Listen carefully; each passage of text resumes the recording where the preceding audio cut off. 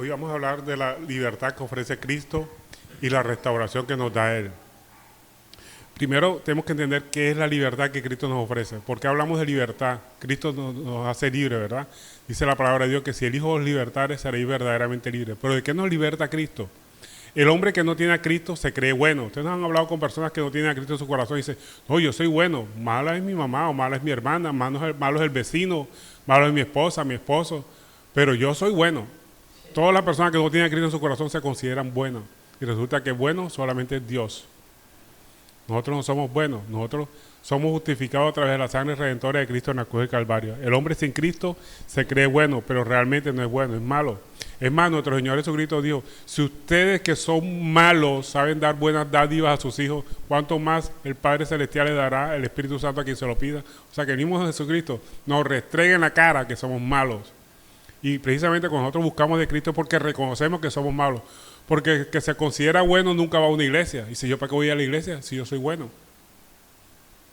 Es como una persona para ir a un hospital. Para ir a un hospital tiene que considerarse enfermo. Tiene que tener algún dolor, alguna aflicción que te esté afectando su calidad de vida. O que un médico le haya diagnosticado una enfermedad para que vaya del médico. Para que vaya a una clínica. De la misma forma, una persona para que vaya a una iglesia primero tiene que reconocer que es mala, que es pecadora. Porque mientras se considera buena, no va a la iglesia. Dice, no, que vaya mi hermano, que vaya mi primo, que vaya fulanito, que vaya el vecino. Esos son malos, pero yo soy bueno. Y realmente la iglesia es como un hospital, pero un hospital que atiende a las enfermedades del alma. Para aquellas personas que se consideran enfermas, que se consideran malas y que solamente van a encontrar salvación y vida eterna y curación a su enfermedad de la lepra del pecado a través de la sangre preciosa de nuestro Señor Jesucristo. Por eso nosotros siempre predicamos a Cristo. Cristo es lo que necesita la persona pecadora. Y por eso nosotros no nos cansamos de predicar a Cristo. Cristo es la solución a nuestros problemas. Nosotros presentamos aquí un plan de salud, como de sanidad interior, ni nada por el estilo. Presentamos siempre a Cristo. Cristo es el que necesitamos y que necesita toda persona que no lo conoce. Toda persona que está envuelta en sus pecados y delitos. Entonces, el hombre sin Cristo, además de creerse bueno, tiene una falsa libertad. Dice, yo soy libre, pero la persona que no tiene a Cristo en su corazón es libre para elegir dónde pecar y con quién pecar. Por lo menos el que le gusta la fiesta es libre de elegir qué fiesta ir y con quién ir. El que le gusta mucho el alcohol, él es libre, pero de elegir dónde tomar y con quién tomar. Pero de dejar de tomar, si no tiene a Cristo en su corazón, no lo puede hacer. Y así podríamos decir cualquier otro pecado. El drogadicto, él es libre para elegir qué droga consumir y dónde consumirla y con quién consumirla. Pero dejarla de consumir la droga, muy difícil. Hay personas que han dejado droga y que han dejado alcohol sin la presencia de Cristo, pero tienen otros problemas. ¿Cuál es el verdadero pecado que tiene una persona? No es la droga, no es el alcohol, no es el adulterio. El verdadero pecado es no tener a Cristo en su corazón. Por eso la palabra de Dios nos dice que cuando el Espíritu Santo llega a nuestra vida, nos convence de pecado. De pecado porque vivíamos sin Cristo. Y el verdadero pecado, el origen de todas las cosas malas que nosotros hacemos, es la falta de Cristo en nuestro corazón. Por eso nosotros nos cansamos de predicar siempre a Cristo. Entonces, la persona sin Cristo tiene una falsa libertad. Es esclavo del pecado y solamente puede elegir dónde y con quién pecar, pero no dejar de pecar.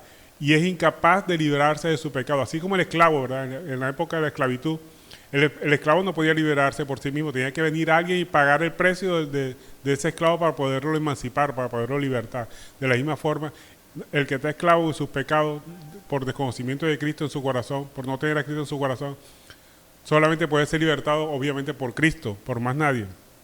Por sus propios medios no puede hacerlo. ¿Por qué? Porque vive en pecado. Está muerto espiritualmente. ¿Qué quiere decir muerto espiritualmente? Apagado. No puede buscar a Cristo por sus propios medios. Requiere un apoyo o ayuda externa. Y ese apoyo o ayuda externa obviamente es de Cristo y del Espíritu Santo. Porque Cristo es el que nos liberta del pecado. Tener fe en Cristo es lo que nos liberta del pecado. Porque como dice la palabra, si el Hijo os libertare, seréis verdaderamente libres, como dice Juan 8:36. Y el Espíritu Santo es el que nos convence. Cuando nosotros conocemos de Cristo, el Espíritu Santo llega a nuestra vida y es el que nos convence de justicia, de pecado y de juicio. De pecado por cuanto no creíamos en Cristo. Entonces el Espíritu Santo es el que nos convence de que somos pecadores, que sin Cristo estamos perdidos. No solamente no vamos a tener vida eterna, sino que aquí andamos en conflicto, en contienda con todo el mundo, con el vecino, con los primos, con los familiares. En todo momento, la persona que no tiene a Cristo se reconoce porque anda en contienda con todas las personas. Mientras porque Cristo nos ha ofrecido libertad, libertad de nuestra vana manera de vivir, libertad de creernos buenos y echarle las culpas a otros. El malo es el vecino, el malo es el otro, no, nosotros somos los malos. La Biblia es un espejo en el que tenemos que vernos reflejados, no es un vidrio para mirar a los hermanos. Ah, este versículo le cae a Ángela o le cae a Miguel Ángel, este versículo no. Toda la Biblia me cae a mí, no tengo que restregársela a más nadie, siempre es para mí, porque la Biblia nos confronta nuestro pecado. Entonces Cristo ofrece libertad, libertad de que de la esclavitud del pecado, de esa tendencia natural que tiene el hombre de pensar y de actuar mal. Nosotros que nacemos, tenemos una tendencia de pensar mal de otro y de actuar mal en represalia a los comportamientos de otra persona. Es decir, que nuestro comportamiento está determinado por el comportamiento de otra persona.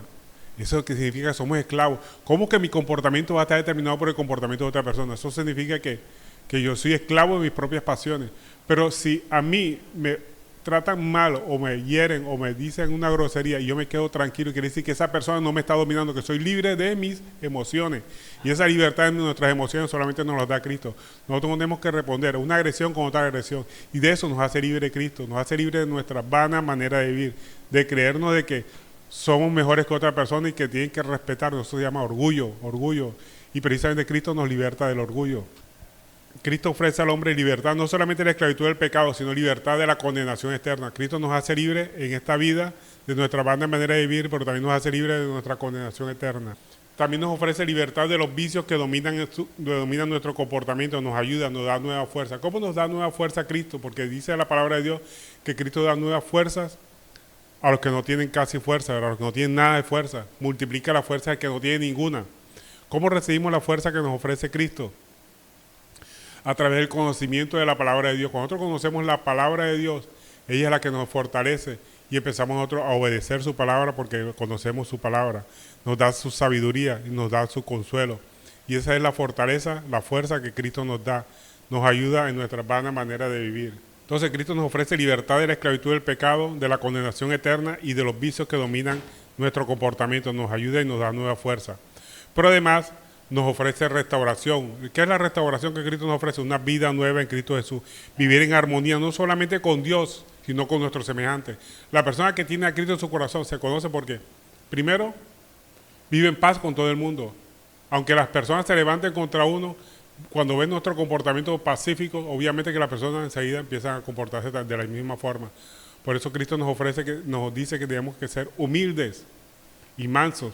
Humildes porque tratamos a los demás como si fueran superiores a nosotros. Y en eso se radica la humildad que Cristo nos ofrece.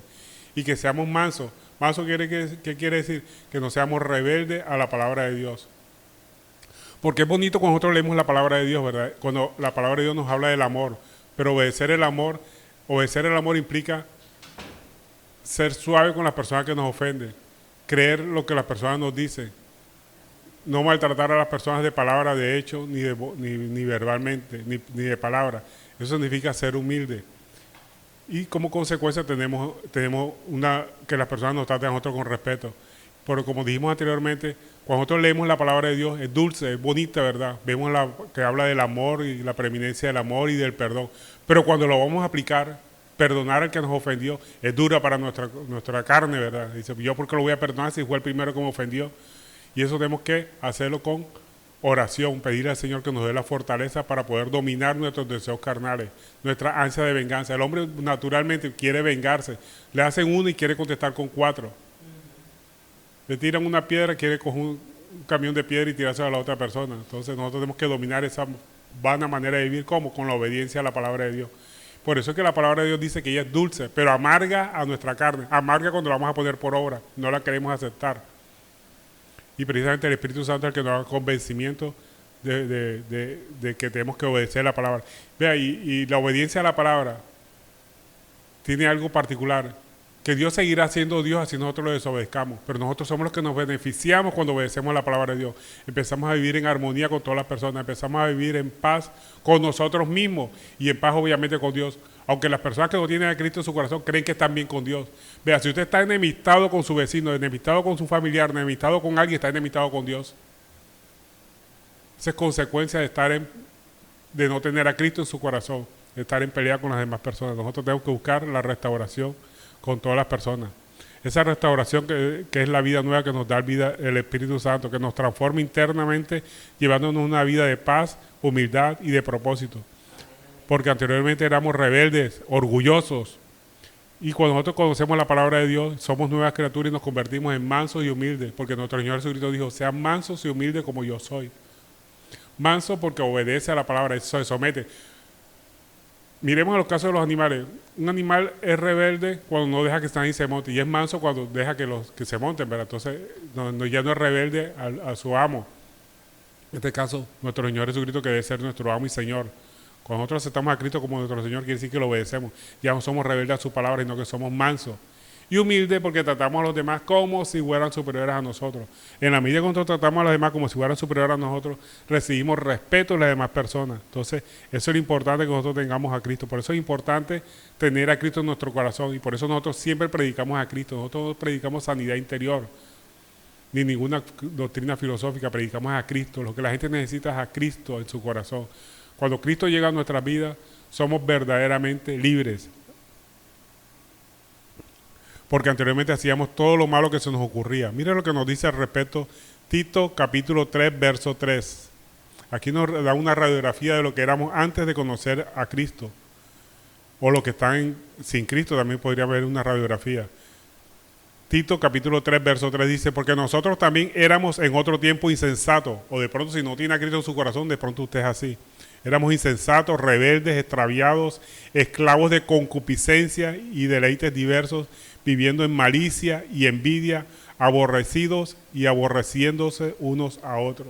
Esa es la radiografía de una persona que no tiene a Cristo, o lo que éramos antes de conocer a Cristo. Entonces, veo lo importante de tener a Cristo en nuestra vida. Vamos a repetirlo. Tito 3, verso 3 dice, porque nosotros también éramos en otro tiempo insensatos, rebeldes, extraviados, esclavos de concupiscencia y deleites diversos, viviendo de malicias y envidias, aborrecibles y aborreciéndonos unos a otros. Esa es la radiografía de una persona que no tiene a Cristo en su corazón. Anda en contienda. Inclusive con él mismo, no se acepta ni ella misma esa persona. Entonces, cuando el plan de salvación de Dios se refleja en una colaboración que hay entre la obra perfecta de Cristo en la muerte en la cruz del Calvario y la misión del creyente. Nosotros como creyentes tenemos la misión de predicar el Evangelio, de interceder por otras personas, de testificar el poder, las maravillas que Dios ha hecho en nosotros. Cuando nosotros predicamos las maravillas que Dios ha hecho en nosotros, las otras personas van a querer lo que nosotros hemos conseguido a través de Cristo, porque solamente Cristo es el que nos da paz, nos da tranquilidad, nos da una nueva vida en Cristo Jesús, nos liberta del mal, nos liberta de nosotros mismos, de nuestra vana manera de vivir. La verdad nos hace libres. La obra del Espíritu Santo y obviamente que tiene que haber una respuesta por parte de la persona que recibe a Cristo en su corazón. ¿Cuáles son las dos respuestas que tiene que hacer la persona para recibir a Cristo en su corazón? Arrepentimiento. ¿Arrepentirse de qué? De su vana manera de vivir. ¿De arrepentirse de qué? De creerse bueno. Porque bueno solamente de Dios. Que tiene que reconocer que es pecador. La persona que no tiene a Cristo en su corazón dice que no es pecadora. Pecador es el que mata. Pecador es el que roba. Pecador es el que le hace daño a otra persona con un cuchillo. Ese es el pecador. Pero yo no soy pecador. Eso dice una persona que no tiene a Cristo. Nosotros tenemos que reconocer que somos pecadores por naturaleza. Inclusive teniendo 20, 30, 40 años en el Evangelio, reconoce su condición de pecador. Que si quita la mirada de Cristo volverá a ser lo que era antes y hasta peor.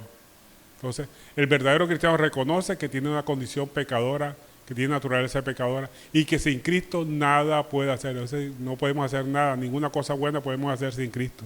Solamente Cristo es el que nos liberta de nuestra vana manera de vivir. Y al ser pecador, reconocemos que si quitamos la mirada de Cristo estamos condenados. El apóstol Pablo, siendo ya apóstol, dijo, palabra fiel y digna de ser recibida por todos es que Cristo vino al mundo para salvar a los pecadores, de los cuales yo soy el primero. Imagínense ustedes, el apóstol Pablo, siendo apóstol, reconocía que era pecador. Ahora nosotros que no somos apóstoles ni siquiera nos parecemos a él reconocía que era pecador. Y eso es la condición nata de un cristiano, reconoce su condición pecadora. El que no reconoce su condición pecadora, por eso no va a la iglesia, porque dice que no es pecadora, que no necesita de Cristo. Nosotros necesitamos cada día más y más de Cristo. Es más, nuestra oración debe ser, Cristo, hoy te necesito más que ayer. Todos los días. Hoy te necesito más que ayer. Reconocer que sin Cristo, además de ser pecador activo, porque sin Cristo vamos a ser pecador activo, vamos a ser condenados. Juan 3:17 nos dice, porque Dios no envió a su Hijo al mundo para condenar al mundo, sino para que el mundo sea salvo por él. Porque nosotros sin Cristo ya estamos condenados. Entonces Dios mandó a su Hijo Jesucristo para que salvarnos a nosotros, porque ya estábamos condenados. Entonces por eso es que Dios lo mandó. Nosotros no nos salvamos por hacer buenas obras, ni por ser buenos. Porque si nosotros nos salváramos por hacer buenas obras, ¿para qué Dios mandaría a su Hijo Jesucristo? Hubiera dicho, sálvese el que pueda ser bueno. Pero no, tuvo que mandar a su Hijo Jesucristo a morir en la cruz del Calvario para darnos salvación y vida eterna, para justificarnos a través de la obra redentora de Cristo. O sea, cuando nosotros ponemos la mirada en la obra que Cristo hizo en la cruz del Calvario, es que nosotros somos salvos. Y además no solamente por la fe en la obra de Cristo, sino que tenemos que responder a esa fe con nuestro arrepentimiento, reconocer nuestra condición de pecador, que sin Cristo estamos perdidos. Y convertirnos, porque arrepentirnos es un cambio de mente. Ya no cambiar esa vana manera de vivir que teníamos antes de creernos buenos. Arrepentirnos y reconocer que somos pecadores. Y convertirnos, que es cambio de actuar, porque nada sirve cambiar de mente sin cambiar de actuación, de cambiar nuestra manera de actuar. Entonces tenemos que arrepentirnos, cambiar de mente, pero también tenemos que convertirnos, cambiar nuestra manera de actuar. Es un cambio progresivo y continuo, no es de la noche a la mañana, es progresivo y continuo. Empezamos con lectura de la palabra de Dios, tenemos que leer la palabra de Dios. Por eso yo siempre les recomiendo que lean la palabra de Dios por lo menos media hora al día, o escuchen un programa en que le lean la palabra de Dios si no tienen acceso a ella. ¿Por qué? Porque es importante leer la palabra, porque ella es la que genera fe. Usted no puede tener fe de otra forma si no es leyendo la palabra de Dios. La misma palabra te dice, la fe es por el oír y el oír la palabra de Dios. La única forma de crear fe en Cristo Jesús es leyendo su palabra. Nuestro Señor Jesucristo le dijo a los fariseos, ustedes escudriñan la Escritura para buscar vida eterna, pero no saben que todas ellas hablan de mí. O sea, toda la Escritura, desde Génesis a Apocalipsis, está hablando de Cristo. Por eso que nosotros siempre presentamos a Cristo, no presentamos otra cosa sino Cristo. Cristo es lo que necesita la humanidad, Cristo es lo que necesitamos todos. Inclusive los que estamos ya caminando en los caminos del Señor, los que tenemos años de estar en el sendero del Señor, necesitamos todos los días de Cristo. Es más, cada día lo necesitamos más y más y más. Por eso nuestra oración es, Señor, hoy te necesito más que ayer. Otra razón importante para tener ese cambio continuo y progresivo es orar. Porque nosotros si no oramos, es como si no respiráramos. Imagínense ustedes si dura 5 minutos sin respirar. Se muere físicamente. No soporta su organismo 5 minutos sin respirar. Nosotros también tenemos que orar constantemente. ¿Y qué significa orar constantemente? ¿Estar arrollado todo el día? No. Orar constantemente quiere decir que además de tener momentos espaciosos íntimos con el Señor, que todo lo que hagamos sea para su gloria y honra. Eso es tener una vida de oración. Que siempre tengamos a Dios presente en todas las cosas que hagamos. Que todo lo que hagamos sea para glorificar al Señor. Eso es tener una vida de oración. Entonces, ese es el cambio continuo y progresivo que hacemos cuando nos convertimos al Señor. Primero, ya dijimos, lectura de la palabra de Dios que genera fe. La oración, porque con la oración controlamos los afanes. Cuando nosotros se nos presentan esos afanes, queremos hacer esto, queremos hacer aquello, o queremos vengarnos, esa es una alarma que nos dice que es momento que tenemos que orar. Al respecto, mire lo que nos dice Filipenses 4:6 con respecto a controlar los afanes. Los afanes son necesarios en nuestra vida porque son unas alarmas que se activan indicando que necesitamos orar. Filipenses 4:6 nos dice, por nada estéis afanosos. O sea, ¿por qué razón tenemos que estar afanosos? Por nada, que no nos afanes. Pero si nos vienen los afanes, dice la palabra de Dios, sino que sean conocidas vuestras peticiones delante de Dios en toda oración y ruego con acción de gracia. Y la paz de Dios que sobrepasa todo entendimiento guardará vuestros corazones en Cristo Jesús. O sea que con la oración controlamos los afanes. El afán de querer conseguir algo, de querer comprar algo, el afán de querernos vengar, el afán de querer contestarle con 4 a una persona que nos ofendió una vez. Entonces, todo se controla con la oración. Entonces, la conversión se ve en 3 fases. Primero, lectura de palabra, como dijimos, ¿verdad? Lectura de la Biblia que genera fe. Segundo, con la oración, porque con la oración controlamos nuestros afanes y nos comunicamos íntimamente con Dios. Y una tercera característica de la conversión, congregarnos. Es importante que nos congreguemos. Cuando nosotros dejamos de congregarnos, nos empezamos a apartar. ¿Cómo se conoce una persona que empieza a dejar de ser cristiano, que deja de congregarse? Dice, no, yo no necesito congregarme, yo leo la palabra de Dios y oro en mi casa y ya con eso basta. Comenzó a apagarse. Es como una brasa, ¿verdad? Usted tiene un anafe con varios carbones encendidos, saca un carbón de ahí y lo pone en otro lugar, ese carbón empieza a apagarse, porque no está metido en la candela, en la hoguera. Así nosotros cuando nos reunimos, alabamos a Dios, la presencia de Dios se manifiesta en todos nosotros. Manifestamos el amor de Dios entre cada uno de nosotros cuando nos abrazamos, cuando nos saludamos, cuando atendemos las necesidades de otros, cuando vemos la alegría que imparten otros hermanos de la presencia de Dios. Eso contagia. Yo conozco un hermano, el hermano José, que eso da placer saludarlo porque eso es gloria a Dios y hasta brinca un solo pie. Contagia esa alegría. Entonces eso es importante cuando nosotros nos congregamos, de que compartamos con los hermanos la fe que tenemos. Entonces es importante congregarse. Tan importante es que la tengo en tercer lugar, pero es el primer inicio que una persona deja de ser cristiano, deja de congregarse. Entonces por eso insto a todos ustedes que no dejen de congregarse. Es más, la Biblia nos dice, no dejando de congregarnos como algunos tienen por costumbre. Cuando la persona deja de congregarse, es sinónimo de que está apagándose. Su vida se está apagando, su vida espiritual se está apagando. Porque cuando nosotros nos congregamos, ¿por qué es importante congregarse? Cuando nosotros nos congregamos en la alabanza, Dios se manifiesta. Cuando usted está cantando las alabanzas. ¿Qué es la alabanza musicalmente hablando? Es una oración con música. Usted canta una alabanza y está orando al Señor con música. Si no sabe orar, cante alabanza. Por eso es importante que nosotros en nuestra casa pongamos alabanza y empecemos a cantarlas. Cuando nosotros cantamos la alabanza, está orando. O si no sabe orar, diga al Señor, yo no sé orar, no sé comunicarme contigo. Ya comenzó a orar. Señor, dame fortaleza para orar. Ya comenzó a orar, ya está orando. Entonces, ¿qué es orar? Comunicarse con Dios. Y si no sabemos orar, y si nosotros decimos, Señor, yo no sé orar, pero quiero hablar contigo, ya comenzó a orar, ya comenzó a hablar con Dios. Entonces es importante que siempre nos relacionemos con Dios. Es importante que siempre tengamos en cuenta que Dios es soberano, ¿verdad? ¿Qué significa que Dios es soberano? Que nada está fuera del control de Dios. Pero la soberanía de Dios no implica que Él pueda hacer un chasquido y convertirnos, no. Hay responsabilidad de parte del hombre de obedecer la palabra de Dios. Es decir, que hay una relación entre la soberanía de Dios y la responsabilidad del hombre. Dios es soberano y hace todo lo que le plazca, pero el hombre es responsable de seguir a Dios, de obedecer a Dios, de vivir una vida de fe activa y comprometida, como ya dijimos. ¿Y cómo es una vida comprometida? Leyendo la palabra, orando, intercediendo por otras personas, predicar la palabra de Dios. Esas son responsabilidades que nos tocan a nosotros para ser cristianos. O sea que la salvación no es solamente por fe, sino fe más obras. Nosotros tenemos que hacer obras, pero no hacemos obras para ser salvos, sino que hacemos obras porque ya somos salvos. Tenemos que estudiar la palabra. Cuando estudiamos la palabra empezamos nosotros a cambiar de mente, a dejar de pensar como pensábamos antes. Porque ¿cómo obedecemos a Dios si no estudiamos su palabra? Si usted quiere que Dios le hable audiblemente, ¿qué tiene que hacer para que Dios le hable audiblemente? Lea su Biblia en voz alta. Es la única forma de que Dios le hable audiblemente, lea su Biblia en voz alta. Porque Dios se ha revelado a nosotros a través de su palabra, a través de nuestro Señor Jesucristo y todas las vivencias que están en la Escritura. Entonces, la única forma de conocer a Dios es a través de su palabra. Y no solamente estudiar la palabra, sino ponerla por obra, porque de nada sirve estudiar la palabra y que sea letra muerta. Nos entra por aquí, nos sale por acá. No. Si estudiamos la palabra es para ponerla por obra.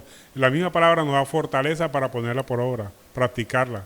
Santiago 1:22 nos dice, pero sed hacedores de la palabra y no tan solamente oidores, engañándonos a nosotros mismos. Es decir que además de estudiar la palabra, tenemos que ser hacedores de la palabra. Porque si nada más escuchamos la palabra y no la hacemos, nos engañamos a nosotros mismos. Creemos que por escuchar la palabra ya Dios va a hacer la obra de nosotros. No, tenemos que escucharla y ponerla por obra. Dos factores. O sea, Dios requiere de nosotros obras de que justifique que somos salvos. No para ser salvos. Nosotros hacemos obras no para ser salvos, sino porque ya somos salvos. Orar demuestra nuestra humildad y dependencia de Dios, presentándole nuestras peticiones, alabanzas y agradecimientos. Alinea nuestro corazón con los deseos del Señor. Por eso la palabra de Dios nos dice, orad sin cesar. ¿Y qué significa sin cesar? En todo momento. Que todo lo que hagamos lo hagamos para glorificar al Señor. Eso es una forma de orar sin cesar. Interceder por otro, orar a favor de alguien para conseguir un bien o librarlo de un mal. Eso es lo que el Señor quiere. Que oremos por las personas que actúan mal contra nosotros. Que oremos inclusive contra los mandatarios que presentan leyes que van contra la palabra de Dios. Pero oramos a Dios para que esas leyes que esas personas están haciendo no lleguen a cumplirse, sino para que el Señor frustre los planes de esas personas malas y que cambie sus corazones para que se arrepientan, porque la voluntad de Dios es que nadie se pierda. Él no quiere que nadie se pierda, ni siquiera los malos mandatarios, los que hacen leyes contrarias a la palabra de Dios. No quiere tampoco que se pierda. Pero nos toca a nosotros interceder ante Dios por ellos, para que, primero, esos planes que van contra la palabra de Dios, por lo menos planes como legalizar el aborto, legalizar la marihuana, legalizar las drogas alucinógenas. Tenemos que orarle a Dios para que esos planes no se lleven a cabo, que el Señor perturbe esos planes y no se lleven a cabo. Y orar por las personas que quieren imponerlas, para que el Señor les cambie su corazón y se arrepientan. No orar para que Dios los quite, ni mucho menos, ¿no? Sino para que se arrepientan. Siempre tenemos que buscar el arrepentimiento de las personas a través de nuestra labor de intercesión. Tenemos que ser intercesores. A veces Dios permite esas situaciones para probarnos como intercesores, como le pasó a Moisés. A Moisés le pasó un caso similar, ¿verdad? Cuando Dios le dijo, cuando los pueblos judíos hicieron el becerro de oro, Dios le dijo a Moisés, voy a destruir ese pueblo de Israel porque me ha ofendido con su idolatría. Los voy a destruir a todos. ¿Y qué dijo Moisés? Señor, no lo destruyas a ellos. Acuérdate de tu pacto que hiciste, que con ellos ibas a crear una alianza. Señor, si los vas a matar a ellos, destrúyeme a mí primero. ¿Qué dijo Dios? No te preocupes, no haré eso. Tendré en cuenta el pacto que hice. ¿Será que Dios se había olvidado del pacto y de las promesas que Dios había hecho? No, Dios no se había olvidado de nada de eso, sino que estaba probando la labor intercesora de Moisés, probando que si era capaz de interceder. Entonces nosotros también tenemos que interceder por esas personas malas, para que Dios los convierta, para que destruya los planes que van contra los principios de Dios. Amén. Entonces, mantengamos esa actitud intercesora por esas personas. Son malos gobernantes, o las personas que nos hacen mal o que nos calumnian, oremos por ellos. Nunca busquemos venganza de nadie, sino siempre buscando la paz con todas las personas. Es lo que el Señor quiere, que vivamos tranquilos y reposadamente. Pero eso solamente lo hacemos si tenemos a Cristo en nuestro corazón. Por eso tenemos que pedir a Cristo que entre en nuestro corazón, que se convierta en nuestro Señor y Salvador. Señor porque lo queremos obedecer, y Salvador para que nos libere de nuestra vana manera de vivir, de nuestros pecados. Y tenemos que predicar el Evangelio. Lo poquito que sabemos, predíquelo. Porque a veces decimos, no, que yo no sé predicar. No, pero lo poquito que usted sepa, hay personas que necesitan lo poquito que usted sabe. Es mucho para alguien que no conoce de la palabra. Entonces predique lo poquito que sepa. Y el Señor le va dando. En la medida que nosotros predicamos la palabra, Dios nos va dando más. Pero si nosotros no predicamos, Dios no nos da más. Porque en la medida que nosotros vamos descargando lo que sabemos, Dios nos va dando más conocimiento. Usted quiere tener más conocimiento, tiene que descargar lo que usted tiene. Imagínense que así hay un lago, ¿verdad? Hay un lago en el Medio Oriente, que es un lago súper salado. ¿Por qué es súper salado? Porque recibe agua de varios ríos, pero no le da agua a nadie.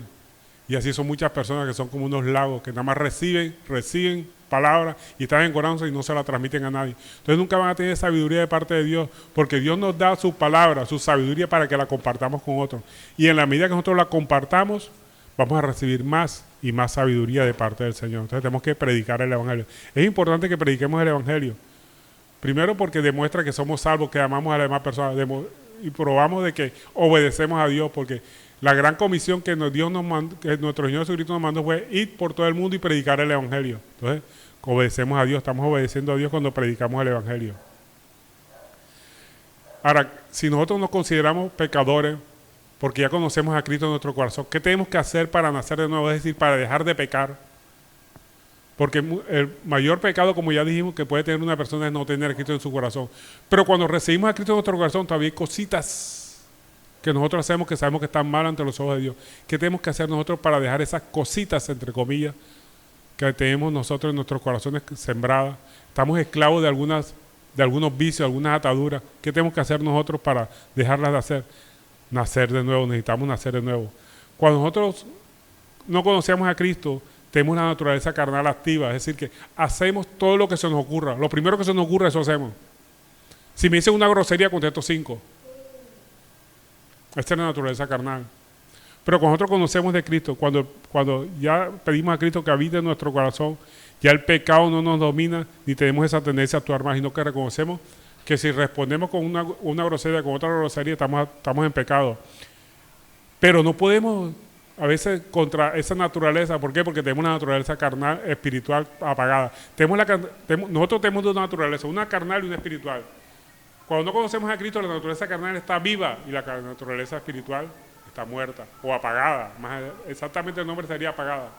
Ahí está, pero está apagada. ¿Por qué está apagada? Porque no la alimentamos. Alimentamos la naturaleza carnal. Actuamos con violencia con las demás personas, ya sea violencia verbal o física, pensando mal de la gente. Eso significa que somos carnales. Cuando nosotros pensamos mal de la gente, es un indicativo de que nos falta Cristo en nuestro corazón. Porque tenemos la naturaleza carnal activa, pero la naturaleza espiritual apagada. Cuando llamamos a Cristo en nuestro corazón, su poderoso Espíritu Santo nos regenera y empezamos nosotros a crucificar o a apagar la naturaleza carnal.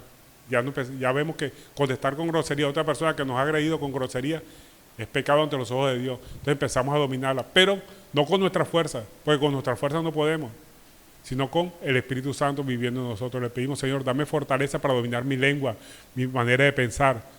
Y el Espíritu Santo nos va dando la fortaleza para dominarla. Tenemos que crucificar la vieja naturaleza, es decir, apagarla, dejarla de alimentar con malos pensamientos, purificar nuestros pensamientos.